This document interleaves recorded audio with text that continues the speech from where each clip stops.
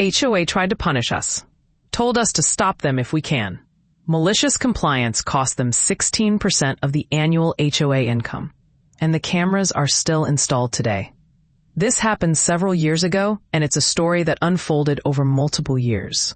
I'll keep it as succinct as possible. We installed cameras in front of our home to keep an eye on our vehicles.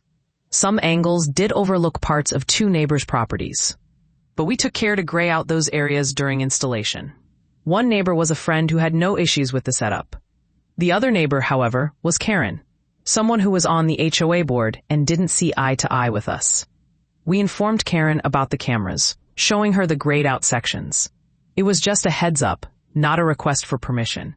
She reacted angrily, demanding we take the cameras down immediately or face consequences. A week later, we received a notice from the HOA claiming we were violating a bylaw regarding nuisances to neighbors.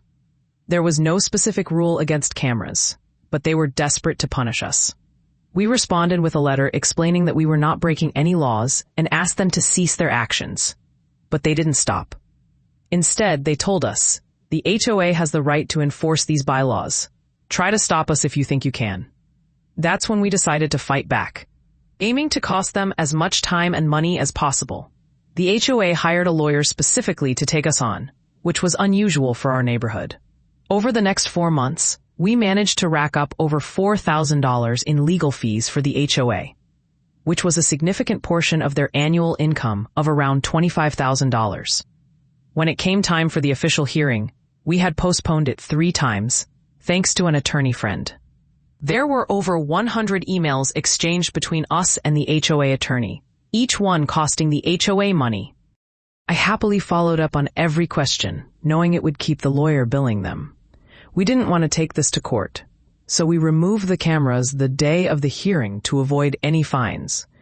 The HOA declared us guilty of violating the bylaw, but since the cameras were already down, they couldn't fine us. In the end, we received a stern letter stating we were not allowed to place a camera on our home that could invade a neighbor's privacy. Ironically, it specifically mentioned that the camera could not be placed on our home. We left the cameras off for about 4 months until the annual HOA meeting. You should have seen the looks on the board members' faces when I pointed out the $4,000 line item for attorney fees disguised as title searches. They had tried to hide their spending on legal fees, and the meeting did not go well for them. About half of the board members lost their positions, while the others, including Karen, remained.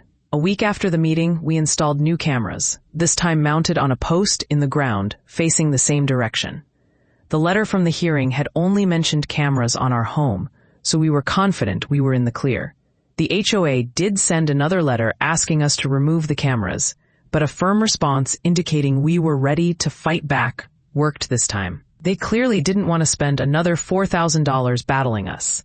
We never received any follow-up, and the cameras on the post are still there today, running strong for over 2 years.